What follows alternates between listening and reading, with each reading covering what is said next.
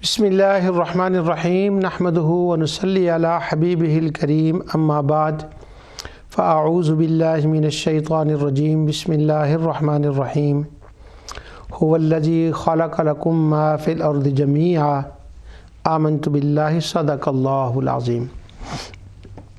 नाज़रीन, प्रोग्राम इज़ालत शुबहात में मैं आपकी खिदमत में तौहीद और रद्द शिर्क पर गुफ्तगू कर रहा हूँ।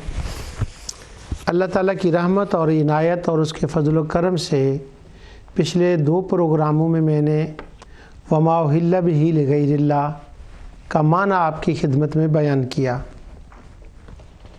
आज उसी टॉपिक को मैं कंटिन्यू एक और एंगल से कर रहा हूँ। वो ये है कि कुछ हमारे अहल सुन्नत व जमात के मामूलात हैं, वो मामूलात ना फ़र्ज़ हैं, ना वाजिब हैं, ना हम उनको सुन्नत मुअक्कदा का दर्जा देते हैं, बस उनको जायज़ कहते हैं कि वो जायज़ हैं।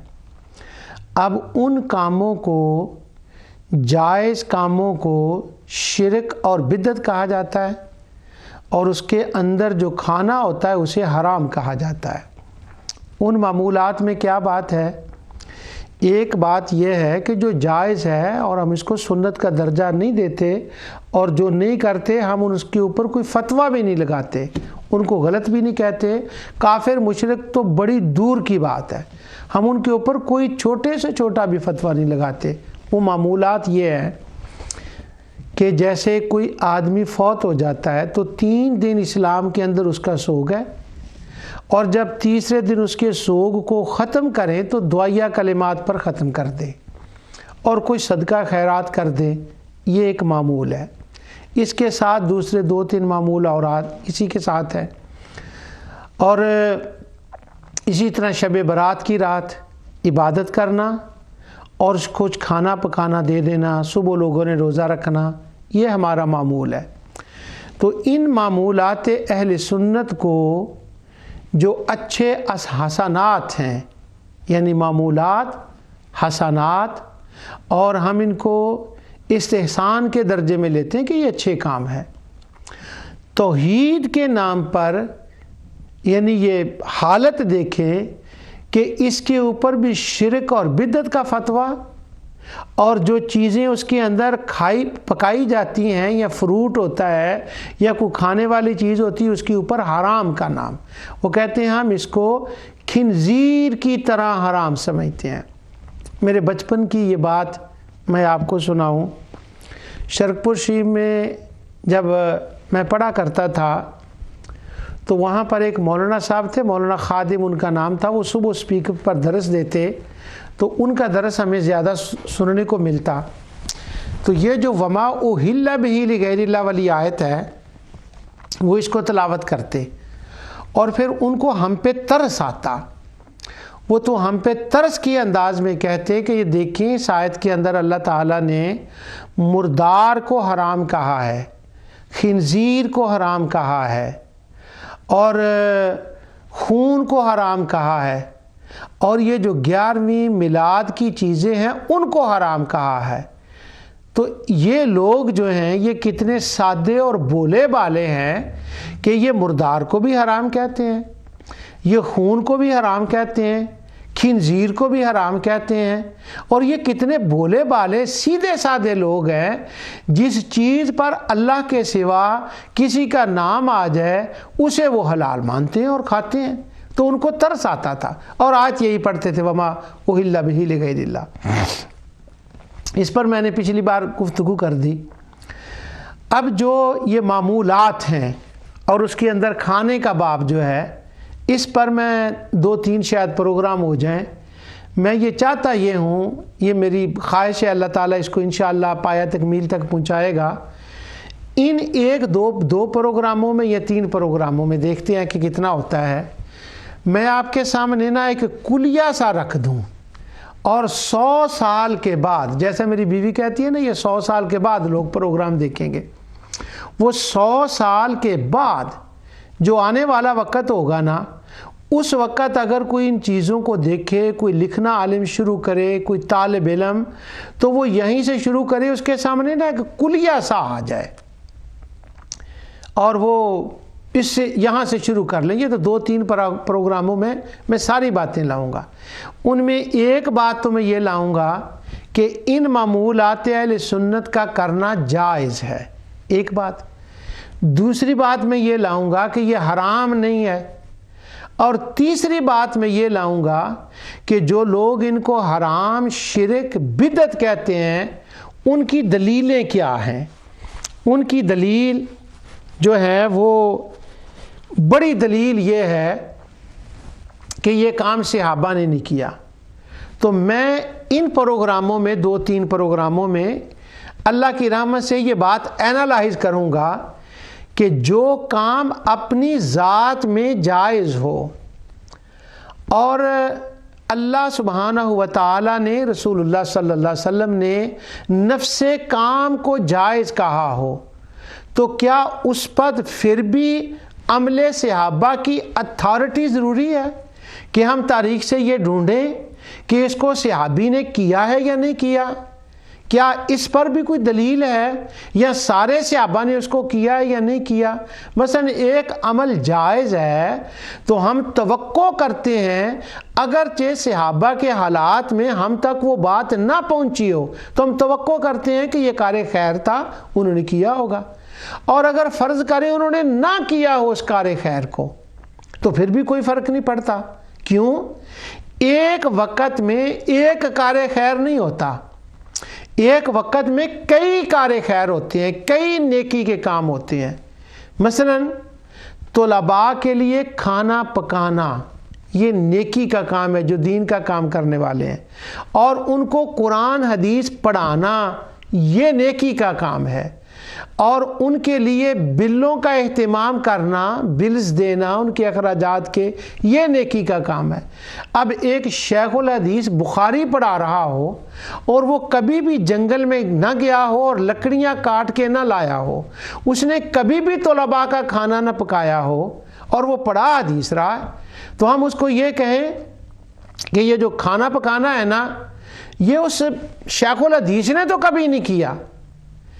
اور جو سینسیبل بندہ ہوگا نا، جس کی ساری حصے کام کرتی ہوں گی، وہ کہے گا اللہ کے بندے، اس جامعہ کے اندر 2 کار خیر تھے، ایک لکڑیاں کاٹ کے لانا وہ بھی کار خیر تھا، اور ایک کھانا پکانا یہ بھی کار خیر تھا، اور بخاری اور مسلم کو پڑھانا، ترجمہ قرآن پڑھانا، صرف و نحو کو پڑھانا یہ بھی کار خیر ہے۔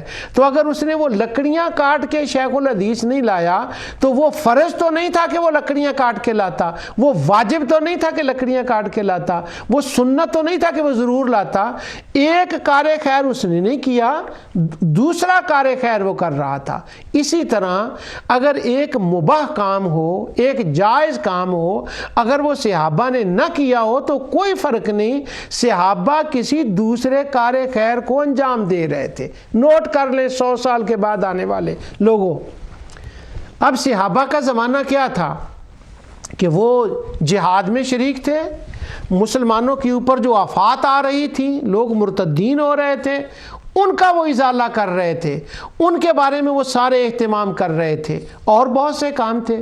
تو اگر اس زمانے میں کہیں بیٹھ کر رسول اللہ صلی اللہ علیہ وسلم کا ذکر کرنا ہو میلاد کے نام پر، اگر فرض کرو انہوں نے نہ کیا ہو تو کیا فرق پڑتا ہے؟ ذکر رسول تو اپنی ذات میں تو ٹھیک ہے نا۔ تو لہٰذا میں اس پر انشاءاللہ آگے تفصیل سے بات کروں گا کہ یہ ضروری نہیں ہے۔ اور پھر یہ دلیل کہاں سے آئی کہ آپ عمل صحابہ کو دیکھیں؟ اور پھر میں آپ کو یہ بھی دکھاؤں گا کہ ہاتھی کے دانت دکھانے کے اور کھانے کے اور، جو لوگ صحابہ کا اتنا نام لیتے ہیں نا، وہ میں آپ کو پڑھ کے بتاؤں گا، ان کے نزدیک صحابہ کا عمل تو ذریعہ شرک بن جاتا ہے، ان کے نزدیک صحابہ کا عمل تو بدعت ہوتا ہے۔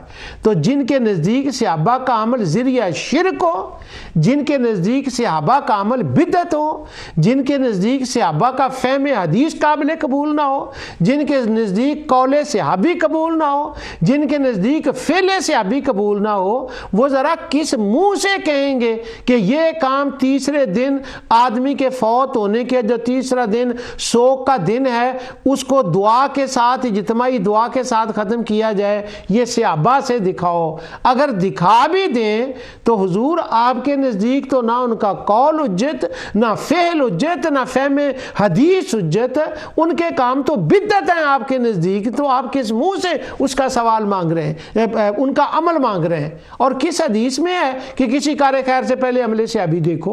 اگر کیا ہے تو ٹھیک ہے، نہیں اگر وہ اپنی ذات میں خیر ہے تو خیر ہے۔ اس پر میں آگے چل کے بھی بات کروں گا۔ توحید کے نام پر وہ جو جائز کام ہیں ان کو کفر، حرام، شرک اور بدعت کہا جاتا ہے۔ اب میں آج اس پر اللہ تعالیٰ کی رحمت، عنایت اور توفیق سے بات شروع کر رہا ہوں۔ جو آیت میں نے قرآن کریم کی پڑھی ہے یہ سورہ بقرہ کی آیت ہے، اور اس مضمون کے اعتبار سے جو میں نے بیان کرنا ہے یہ پہلی آیت ہے اور آیت نمبر 29 ہے۔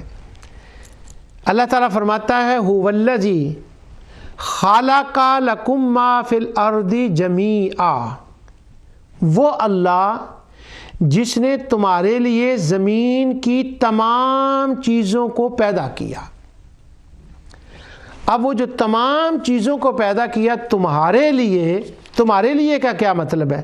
ظاہر ہے ہم انسان ہیں، ہمارے لیے ہے، لیکن جو قرآن پڑھنے والے ہیں نا، میں ذرا ان کے ذوق کے لیے بات کر رہا ہوں۔ اس سے پہلی آیت یا ایھا الناس اعبدوا ربکم الذی، اب هو الذی خلقکم جو ہے نا تمہارے لیے پیدا کیا، اس کا جوڑ ذرا اس پہلی آیت سے جوڑیں۔ کون؟ انسان، تمہارے لیے اور جو تم سے پہلے لوگ گزرے ہیں ان کے لیے یہ سب کچھ پیدا کیا ہے۔ اور کیا ہے وہ؟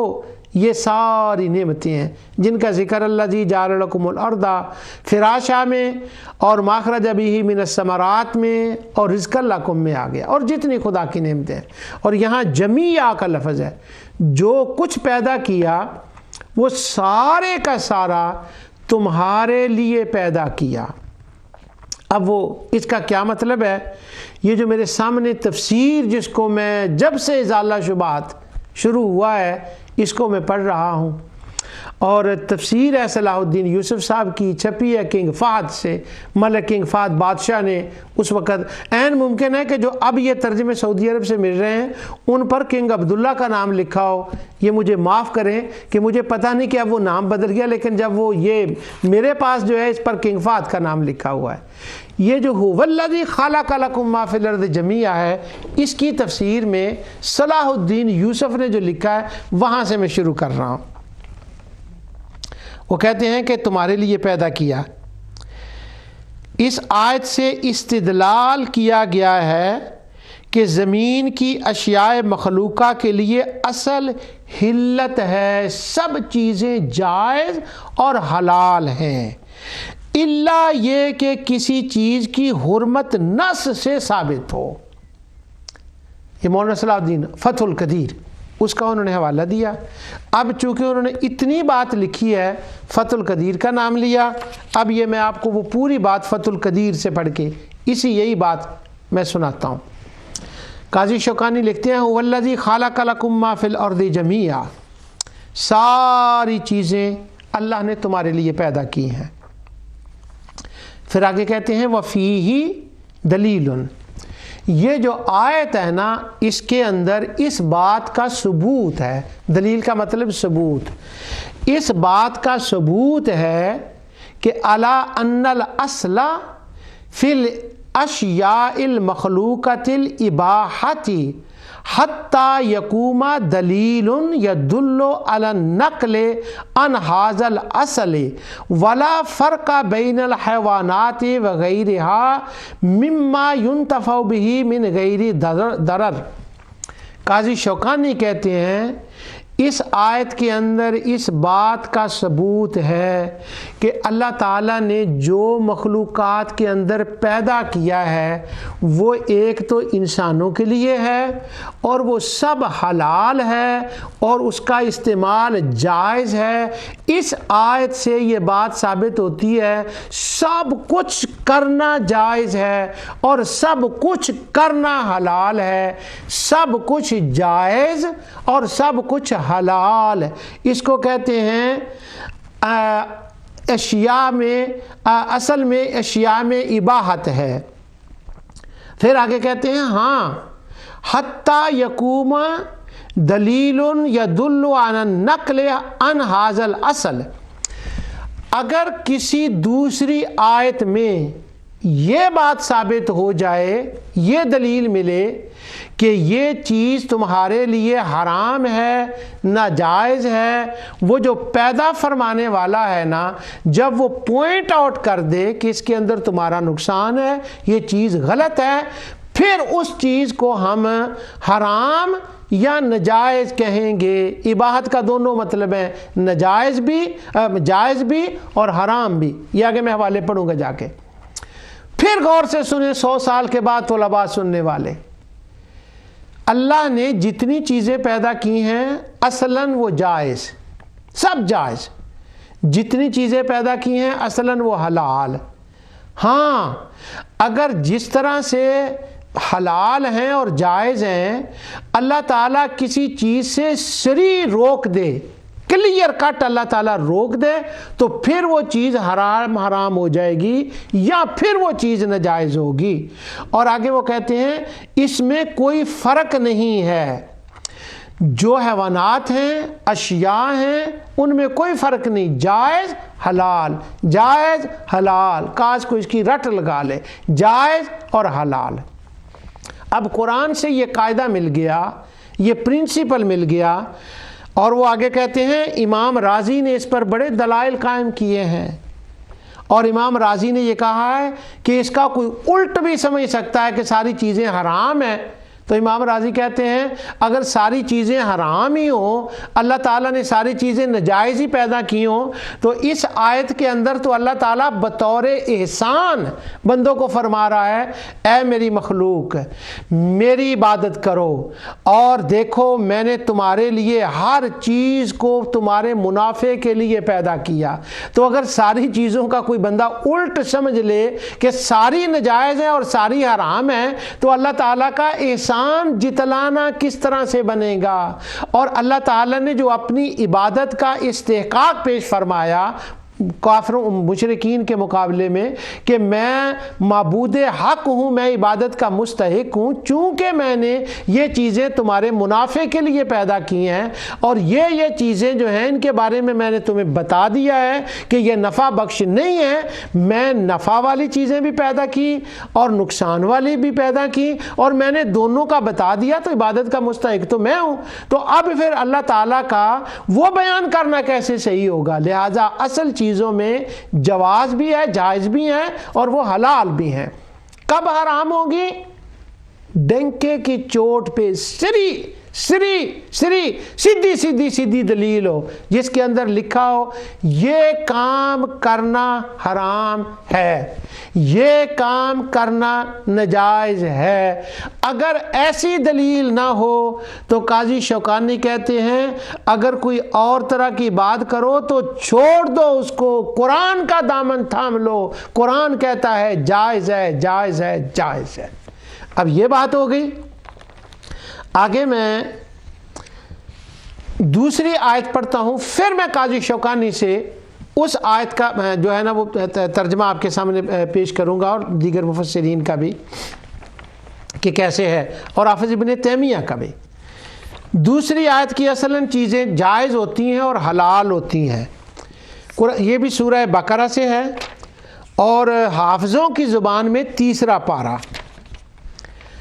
اللہ سبحانہ و تعالیٰ فرماتا ہے فَإِن لَّمْ تَفْعَلُوا فَأْذَنُوا بِحَرْبٍ مِّنَ اللَّهِ وَرَسُولِهِ وَإِن تُبْتُمْ فَلَكُمْ رُءُوسُ أَمْوَالِكُمْ لَا تَظْلِمُونَ وَلَا تُظْلَمُونَ۔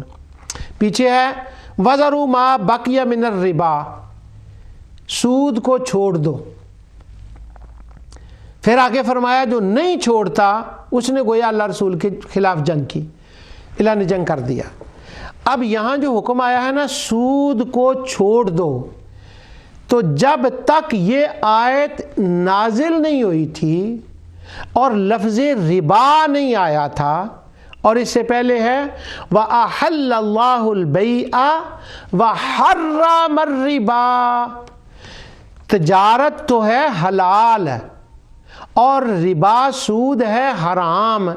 جب تک یہ حرما کا لفظ نہیں آیا تھا، حرم الربا کا لفظ نہیں آیا تھا، اور اللہ تعالیٰ نے جب تک وَذَرُوا مَا بَقِيَ مِنَ الرِّبَا نہیں کہا تھا، اس وقت تک مسلمان مکہ کی زندگی میں، مدینہ کی زندگی میں سودی کاروبار کرتے تھے، وہ لیتے تھے، لیکن اللہ سبحانہ و تعالیٰ نے اس وقت تک اس کام کو جائز رکھا ان کے لیے، کیونکہ اللہ تعالیٰ نے آیت نازل کر کے لفظ ربا سود کہہ کے ان کو روک نہیں دیا۔ تو نتیجہ کیا نکلا کہ جب تک یہ دلیل نہیں آ گئی تھی اس وقت تک ان کاموں کا کرنا جائز تھا، جب تک اللہ تعالیٰ نے کلیئرلی لفظ ربا اور حرم الربا فرما کر اللہ سبحانہ و تعالیٰ نے اس کو روک نہیں دیا۔ اب یہ دلیل آ گئی منع کی۔ اصل کیا، جب تک نہیں کہا وہ جائز تھی، استعمال تھا اور لوگ کر رہے تھے، وہ سب ٹھیک چل رہا تھا۔ ہاں ایسی دلیل ہونی چاہیے منع کرنے کے لیے، حرما کا لفظ آنا چاہیے، حرما کا لفظ، تب جا کے حرام کہہ سکتے ہیں۔ اور ہمارے یہ فاضل دوست میں کسی اور اپنے دوستوں کے لیے استعمال کرتا ہوں، یہ کہتے ہیں مرغی پر غوث کا نام، حرام حرام حرام، اور یہاں دیکھیں یہاں پر مرغی کا نام کا کوئی آیت نہیں ہے، کچھ نہیں، اور لفظ حرام اور شرک۔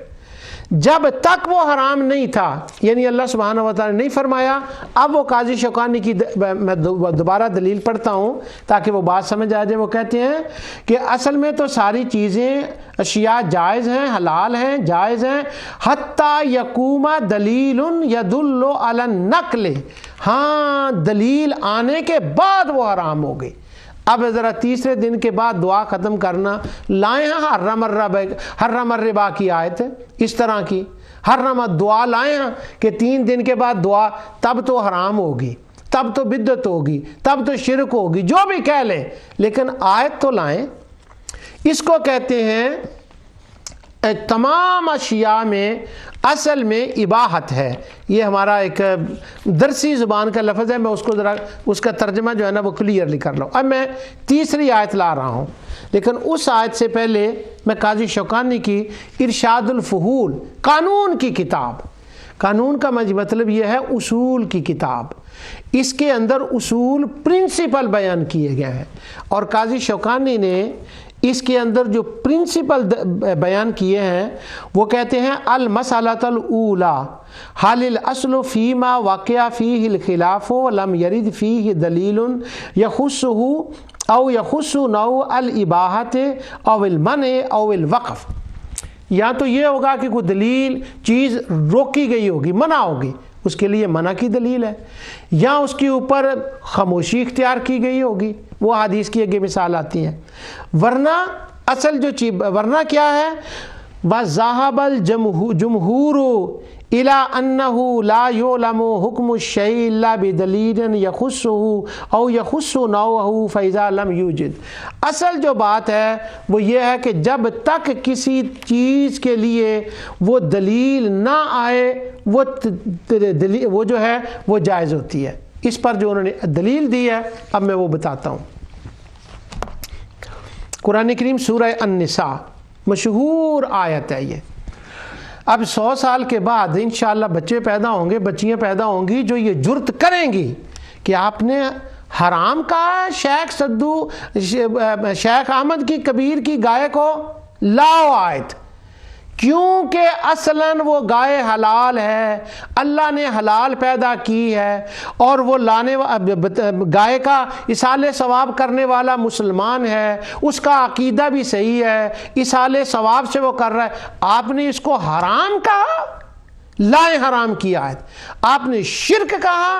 لائیں شرک کی آیت، جس کے اندر یہ گائے سدو کا ذکر ہو، جس کے اندر شیخ عبد القادر جیلانی کی اس کا ذکر ہو۔ یہ نہیں ہے کہ آیت تو ہو مشرکوں کے لیے اور اپنے اجتہاد سے خود ہی اس کا کچھ سمجھ لیا۔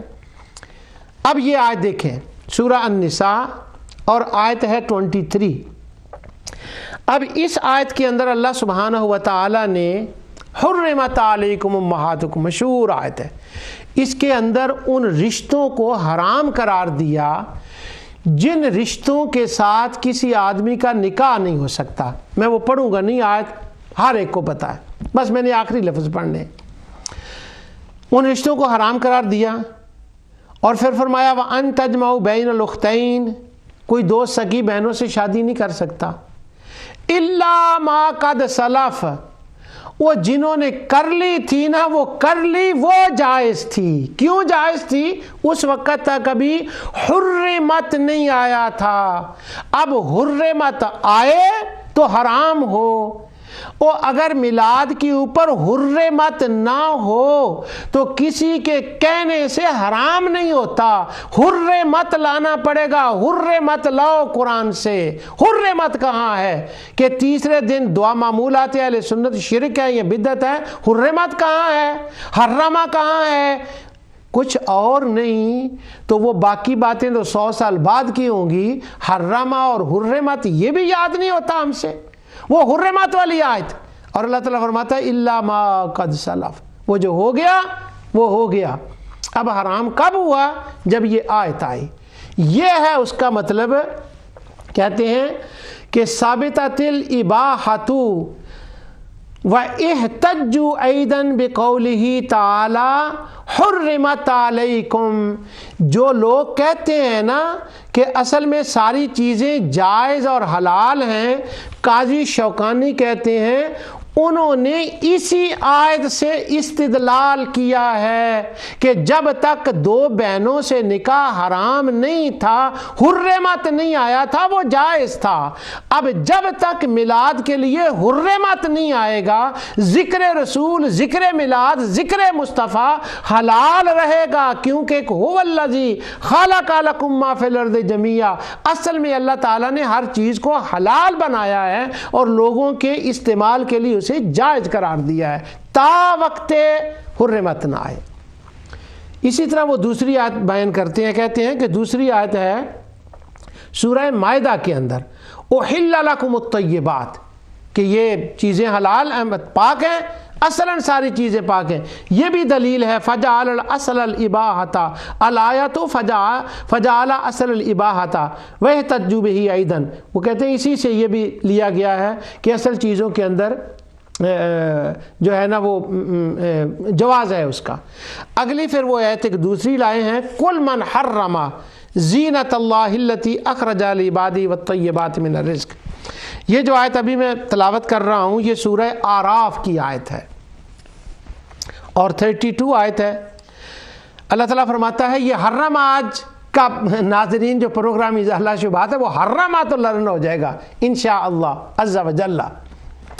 اللہ فرماتا ہے قل حرم زینت اللہ التی اخرج لعبادہ والطیبات من الرزق۔ آپ فرما دیجئے کہ اللہ تعالیٰ کے پیدا کیے ہوئے اسباب و زینت کو، جن کو اس نے اپنے بندوں کے واسطے پیدا کیا، اور کھانے پینے کی حلال چیزوں کو کس شخص نے حرام کر دیا؟ کون ہو تم حرام کہنے والو؟ شیخ سدو کا بکرا حرام۔ قل من حرم زینت اللہ، کس نے کہا حرام ہے؟ زینت اللہ التی، زینت کو کس نے حرام کیا؟ تو یہی وہ شیخ شوکانی کہتے ہیں کہ یہ آیت جو ہے قل من حرم زینۃ اللہ التی اخرج لعبادہ والطیبات من رزق فإنہ سبحانہ انکر علی من حرم ذلک فوجب ان لا تثبت حرمتہ واذا لم تثبت حرمتہ امتنع ثبوت الحرمت فی فرد من افرادہ لأن المطلق جزء من المقید فلو ثبت للمحرمت فی فرد من افرادہ لثبت فی الحرمت فی زینۃ اللہ وفی الطیبات من الرزق واذا انتفت الحرمت بالکلیت تثبت الاباحہ۔ وہ جو میں باتیں کہہ رہا ہوں وہ ذرا سنگین مشکل زبان میں انہوں نے کہی ہیں۔ وہ کہتے ہیں جب تمہیں یہ کو کہے نا یہ چیز حرام ہے تو ذرا اس کو یہ آیت پڑھ کے تو پوچھا کرو کہ اس مالک نے تو حلال کیا ہے مطلقاً، تم نے کیسے کر دیا؟ ہاں حرام اس وقت ہوگی جیسے من حرم آیت کوئی اور آئے تو وہ حرام ہوگی، اگر اور آیت نہ آئے تو وہ حرام نہیں ہوگی۔ وہ میں نے تفسیر سے پڑھ دیا، لیکن پھر وہ یہاں پر دوسری آیت پھر وہی لے کر آئے، هو الذی خلق لکم ما فی الارض جمیعا ثم استوی۔ اس سے بھی یہی احتجاج کیا گیا ہے کہ اصل اشیاء میں جو ہے وہ اباحت ہے اور تحریم مستثنتاً، ہاں اگر وہ کسی آیت میں حرام کا لفظ آ جائے تو پھر وہ ناجائز ہوگی ورنہ وہ نہیں ہوگی۔ تو یہ قل من حرم زینۃ اللہ التی اخرج لعبادہ والطیبات من الرزق کے اندر آ گیا۔ اب آگے ایک دوسری آیت ہے، اس کو حافظ ابن تیمیہ نے اسی مسئلے میں فتاوی کے اندر بھی لکھا اور دیگر اہل علم نے بھی اس کا ذکر کیا ہے۔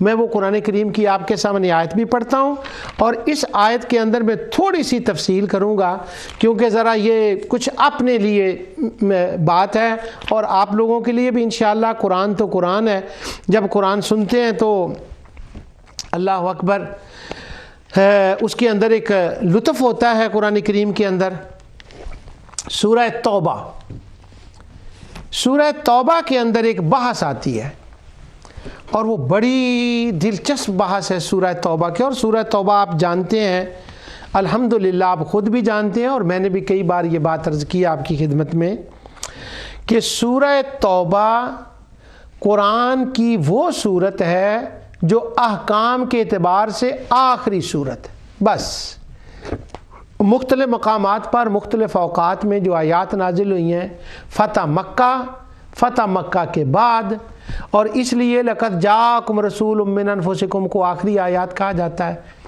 توبہ کے اعتبار سے۔ ہاں وہ جو ایک بشارت والی آیت ہے نا اذا جاء نصر اللہ صورت، وہ آخر میں ہے، اس لیے ترتیب کے اعتبار سے اس کا نمبر 114 ہے اور اس سورہ توبہ کا نمبر ترتیب کے اعتبار سے 113 ہے۔ تو اس سورہ توبہ کے اندر جو آیات ہوتی ہیں ان کو اس لحاظ سے بھی دیکھا جاتا ہے کہ ان کے بعد کوئی آیت نہیں ہے، بس جو آ گیا وہ فائنل ہے اسی کے اندر۔ دوسری بات ان آیات کے اندر یہ دیکھی جاتی ہے کہ جو احکام آئے ہیں یہ احکام جائز کب تک رہے ہیں، کو ان احکام کی حرمت کب آئی ہے اور وہ جائز کب تک رہے ہیں، اصل میں جو اشیاء اباحت والی ہیں وہ کب تک رہی ہیں۔ تو اس کے اندر بہت سے مسائل جو ہیں وہ یہ بھی حل ہوتے ہیں اور الحمدللہ قرآن کے قاری اس بات کو جانتے ہیں۔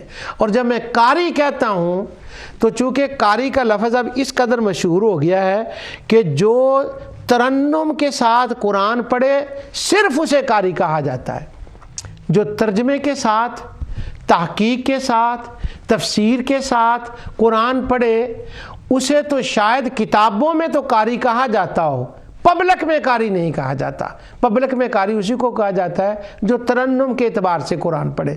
اب قراء نے، قاریوں نے اپنی داغ بٹھا لی ہے ماشاءاللہ اس اعتبار سے، لیکن اگر آپ کو کوئی قرآن کا وہ قاری ملے، اب میں اس قاری کی بات کر رہا ہوں، وہ قاری جو قرآن کے مفہوم سے آگاہ ہو، قرآن کا ترجمہ جانتا ہو، قرآن کی مناسبات کو جانتا ہو اور قرآن کے اصول و علوم کو جانتا ہو اور وہ قرآن کو اس اعتبار سے پڑھے، آپ کو سنائے، نزول اعتبار کے اعتبار سے اس سوسائٹی کے اوپر انہی آیات کا کیسے اطلاق کرنا ہے اور اس قرآن کی آیت کا اس کی ذات پر کیا اثر ہے، سبحان اللہ۔ اور قرآن کو اس اعتبار سے پڑھے کہ جو آیت پڑھی ہے اس آیت کا وہاں کیا مطلب ہے، پوری سورت کے ساتھ ملائیں تو کیا مطلب ہے، اسی آیت کو پورے قرآن میں گھمائیں تو کیا مطلب ہے، یہ قاری میری مراد ہے۔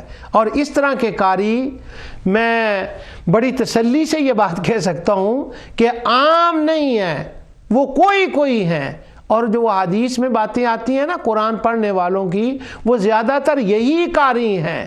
کیا اب دعا کریں، میرے لیے دعا کریں، کیا پتہ اللہ مجھے وہ قاری بنا دے، اور کیا پتہ آپ اس کی نیت کر لیں اور میرا مولا آپ کو وہ قاری بنا دے کہ جس کو مفاہیم سے آگاہی ہو، مناسبات قرآن جانتے ہوں اور یہ بات جانتے ہوں۔ اس لیے وہ لوگ جو ہیں، میں نے ان کے لیے یہ بات کی ہے کہ ترتیب کے اعتبار سے 113 نمبر ہے سورہ توبہ کا، اور 114 نمبر ہے ترتیب کے اعتبار سے اذا جاء نصر اللہ کا۔ وہ اذا جاء نصر اللہ میں تو حضرت عبداللہ بن عباس فرماتے ہیں وہ تو ایک بشارت تھی بس، اس میں کوئی احکام تو نہیں تھے، اس کی رحمتوں، عنایتوں اور کرم کا اس کے اندر بیان ہے، اور آقا دو جہاں صلی اللہ علیہ وسلم سے دنیا کے تشریف لے جانے کی ایک خبر ہے جو عبداللہ بن عباس رضی اللہ تعالیٰ نے جس کا استنباط فرمایا ہے۔ یہ خدا داد صلاحیت تھی عبداللہ بن عباس رضی اللہ تعالیٰ عنہ کی، اور یہ دعائے مصطفیٰ تھی جو آقا نے ان کو دعا دی،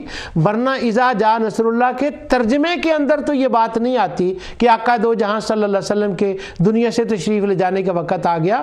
اس کو کہتے ہیں خدا داد صلاحیت، اور یہ حضرت ابوبکر صدیق کے بارے میں بھی ہے اور حضرت عبداللہ بن عباس کے بارے میں بھی ہے۔ اللہ ہمیں قرآن کا قاری بنائے۔ اب یہ سورہ توبہ سے میں آیت پڑھ رہا ہوں، یہ مضمون شروع ہوتا ہے 113 آیت سے، اور 113 سے لے کر 115 آیت تک، یعنی 1 2 3 آیتیں ہیں یہ۔ ان 3 آیتوں کے اندر ایک بے نظیر کمال مضمون ہے، اور قرآن کے قاریوں کے لیے پھر اب مجھے اس کی تشریح کی ضرورت نہیں ہے، بڑی اس کے اندر معلومات ہیں اس بات کے اندر۔ وہ یہ ہے، مضمون یوں ہے اس کا کہ مکہ مکرمہ کے اندر، اب میں پچھلی ان صورتوں کو ملا رہا ہوں، اور میں نہیں ملا رہا، مفسرین رازی کو دیکھ لیں، قرطبی کو، ابن کثیر، سب نے ملایا ہوا ہے۔ اب میں ان کے نام لوں تو اس کی ضرورت نہیں، وہ بات دور چلی جائے گی۔ تو وہ اس کو بیان کر رہے ہیں، وہ کہتے ہیں کہ مکہ مکرمہ کے اندر، مکی صورتوں کے اندر اور سورہ مریم کے اندر سیدنا ابراہیم علیہ السلام کا ایک واقعہ ذکر ہوا۔ وہ واقعہ یہ ذکر ہوا کہ ابراہیم علیہ السلام نے اپنے چچا آزر کو، جس کو عرف میں باپ بھی کہا جاتا ہے، اس کو ایک بات کہی۔ سورہ مریم میں آتا ہے کہ پہلے تو عقلی دلائل کے ساتھ ابراہیم علیہ السلام نے اس کو سمجھایا کہ ما لا یسمع ولا یبصر ولا یغنی عنک شیئا، تو ان کی عبادت کرتا ہے۔ جب وہ ساری باتیں آئیں، قال یا ابراہیم، تو ابراہیم سے کہتے ہیں کہ میں تجھے ماروں گا، لارجمنک واہجرنی ملیہ، تو اس نے تھریٹ کی ابراہیم علیہ السلام کو کہ تو یہ باتیں کر رہا ہے میرے ساتھ۔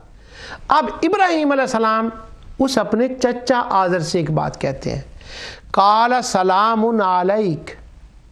یہاں سلام کا مطلب السلام علیکم کہنا نہیں ہے، سلام 2 طرح آتا ہے قرآن میں۔ کبھی یہ بات ہوتی ہے کہ آپ بات کر کے جب ختم کریں نا اس بات کو، تو وہ نہ ماننے سننے والا خواہ مخواہ جھگڑا کرتا جائے تو آپ کہتے ہیں سلام بھی، بس اب میں تم سے یہ بات یہیں ختم کرتا ہوں، دوسرے موقع پھر بات کریں گے۔ تو یہاں اسی معنی میں قالوا سلامہ ہے۔ اچھا، تو یہاں انہوں نے فرمایا قال سلام علیک ساستغفر لک ربی، میں تیرے لیے مغفرت کی دعا کرتا رہوں گا کہ اللہ تجھے بخشے۔ یہ آیت نازل ہوئی۔ اب اس آیت کے اندر یہ حکم نہیں تھا، قارئین قرآن کے قاریوں ذرا غور کرو، اس آیت کے اندر یہ حکم نہیں تھا کہ اے لوگو، ابراہیم کا چچا مشرک اور کافر تھا، تو چونکہ اس نے اپنے چچے کے لیے دعائے مغفرت کی تھی تو تم بھی دعا کرنی شروع کر دو۔ اپنے مشرکوں، دوستوں، رشتہ داروں، عزیزوں کے لیے تم بھی دعا کرنی شروع کر دو۔ آیت میں یہ بات نہیں تھی۔ اب انہوں نے، مومنین نے خود استنباط کیا، اس بات کا استدلال کیا۔ جب استدلال کیا، اس کا مطلب ہوا کہ آیات سے استدلال کرنا جائز ہے۔ جب ہم کہتے ہیں نا قل بفضل اللہ وبرحمتہ فبذلک فلیفرحوا، میلاد کی بات ہم کرتے ہیں کہ رحمت ملے تو خوش ہو، یہ استدلال ہے۔ تو استدلال انہوں نے کیا کہ اگر انہوں نے اپنے کافر کے لیے دعا کی ہے تو ہم کیوں نہیں کر سکتے۔ انہوں نے دعا کرنی شروع کر دی، دعائے مغفرت۔ اب یہ مکے سے شروع ہوئی، مشرکین کے لیے دعائے مغفرت، رشتہ داروں، عزیزوں، سب کے لیے۔ جو انہوں نے استدلال کیا تھا وہ بڑا زبردست تھا، سبحان اللہ۔ دعا شروع ہو گئی، مکے کی پوری زندگی ہوتی رہی۔ اب مدینہ، سورہ توبہ کی ان آیتوں کے نزول تک مشرکوں کے لیے دعا کرتے رہے۔ اب اس مقام پر آ کر اللہ سبحانہ و تعالی نے فرمایا، اب میں یہ بات یہ کر رہا ہوں کہ چیزیں اصل میں جائز ہوتی ہیں، تو دعائے مغفرت اصل میں جائز ہے، اور دعائے مغفرت جب اصل میں جائز ہے تو وہ تیسرے دن کریں یا 7ویں دن کریں یا 9ویں دن کریں یا 40ویں کے دن کریں یا ساری عمر کریں، تو جب اصلاً دعائے مغفرت جائز ہے تو اس کو منع کرنے کے لیے حرامہ لانا پڑے گا۔ کیوں؟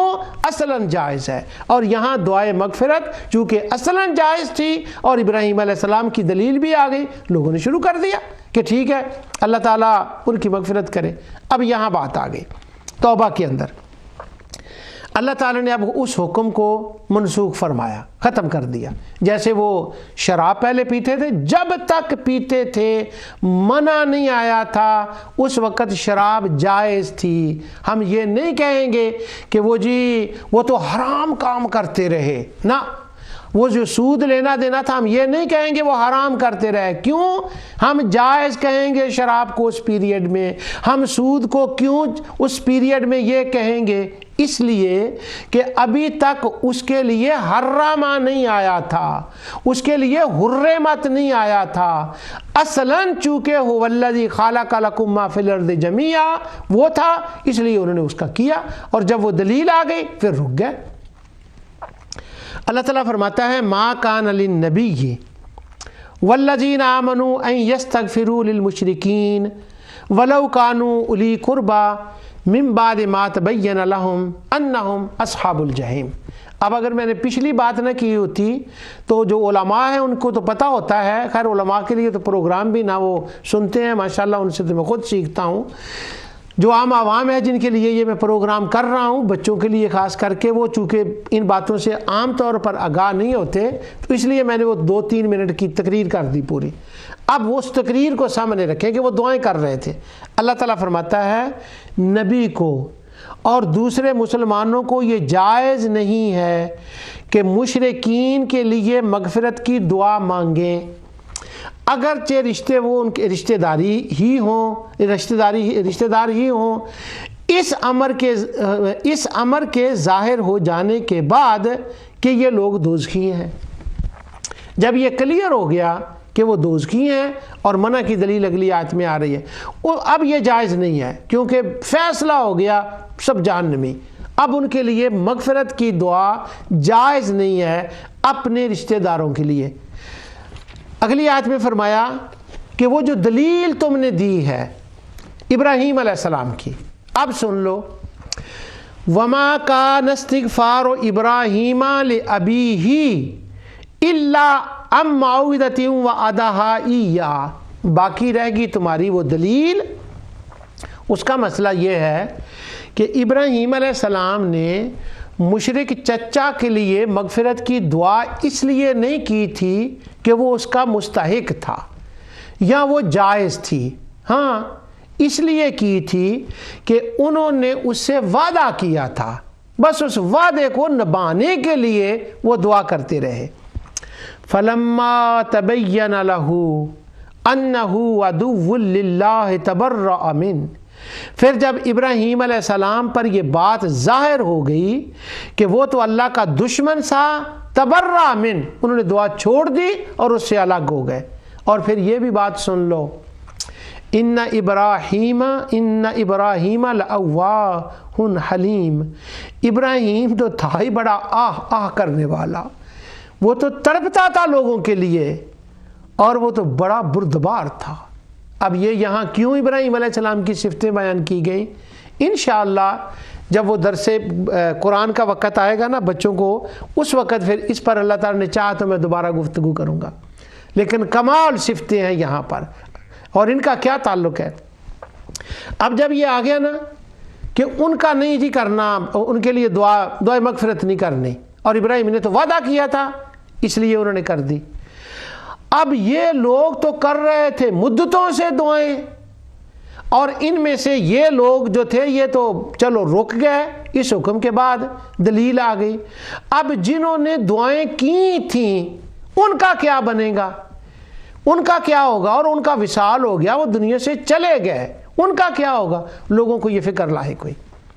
اب اگلی آیت میں اللہ تعالیٰ نے اس فکر جو لاحق ہوئی تھی اس کا بیان کیا، اور یہی میرے موضوع کے متعلق ہے۔ اللہ تعالیٰ فرماتا ہے تم یہ فکر کر رہے ہو کہ وہ غلط کام کرتے رہے، وما کان اللہ، اور یہ کام کر کے وہ گمراہ ہو گئے، وما کان اللہ لیضل قوما بعد اذ ہداہم حتی یبین لہم ما یتقون، اللہ ایسا نہیں کرتا کہ کسی قوم کو ہدایت کر کے بعد میں گمراہ کر دے جب تک ان چیزوں میں سے صاف صاف ان کو بتلا نہ دے جن سے وہ بچیں۔ ان اللہ بکل شیء علیم، بے شک اللہ تعالیٰ ہر چیز کا جاننے والا ہے۔ واہ! فرمایا تم جو یہ فکر کر رہے ہو نا کہ ان کا کیا ہوگا، وہ تو چلے گئے، میں نے ان کو روکا نہیں تھا، اور ان کے اوپر ابھی میں نے یہ حکم نازل نہیں کیا تھا، تو اس عمل کے کرنے سے نہ وہ گمراہ ہوئے نہ وہ گناہگار ہوئے۔ کیوں؟ کیونکہ میں نے ان کو منع نہیں کیا تھا۔ اب قاضی شوکانی کی بات اس بات میں سن لیں تو وہ کہتے ہیں کیوں نہیں؟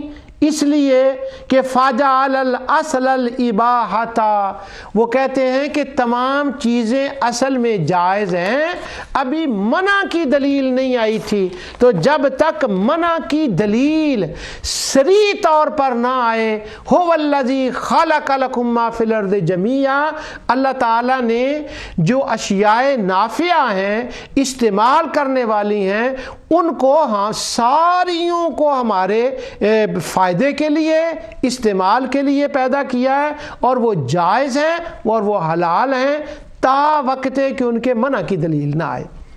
اسی آیت کو امام بخاری نے کتاب استبات المرتدین، جہاں وہ خوارج کا وہ باس لائے ہیں نا کہ خوارج سب سے شریر ترین آدمی ہے کہ وہ کافروں والی آیات مسلمانوں کے اوپر چسپاں کرتے ہیں۔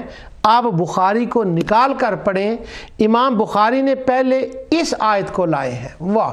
امام بخاری کی اس فہم پر میں قربان جاؤں، پہلے انہوں نے اس آیت کو لکھا، پھر بعد میں لکھا کہ یہ جو خوارج ہیں یہ بدترین مخلوق ہیں، بڑے برے لوگ ہیں، یہ کافروں والی آیتیں ان پہ لاتے ہیں۔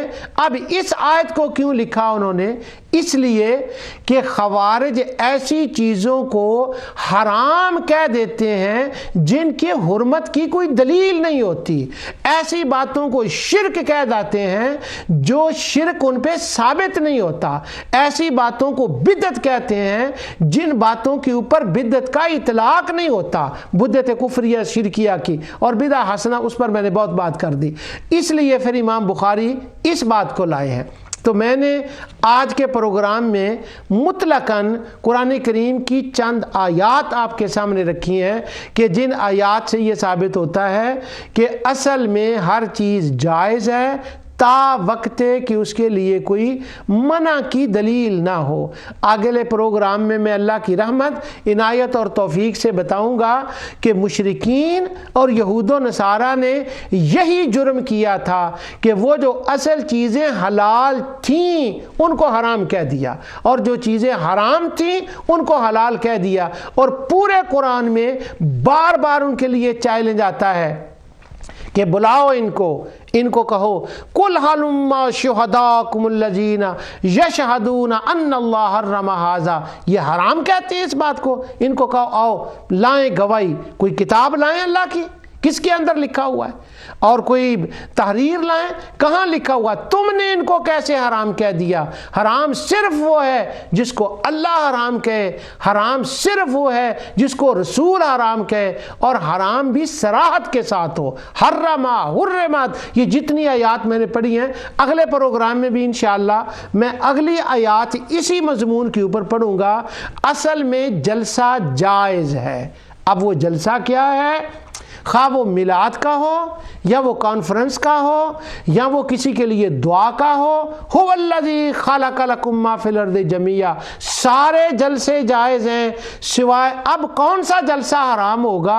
جو خلاف شرع ہوگا، جس میں بدکاری کی باتیں ہوں گی، لوگ اکٹھے ہوں اور فی نفس ہی اپنی ذات میں وہ باتیں حرام ہوں، اس کی وجہ سے تو وہ حرام ہوگا، ورنہ جلسہ میلاد کا ہو، عرس کا ہو، اصال ثواب کا ہو، چیلم کا ہو، وہ جلسہ اپنی ذات میں جائز اور حلال ہے۔ کیوں؟ هو الذی خلق لکم ما فی الارض جمیعا، اللہ نے تمہارے لیے جو جلسے پیدا کیے ہیں یہ اصلاً حلال ہیں اور جائز ہیں، سوائے اس کے کہ ان کے اوپر حرمت کا کوئی حکم آ جائے۔ جو کچھ میں نے کہا اللہ تعالیٰ اپنی رحمت، عنایت اور کرم سے اسے قبول فرمائے۔ وما علیہ الا البلاغ۔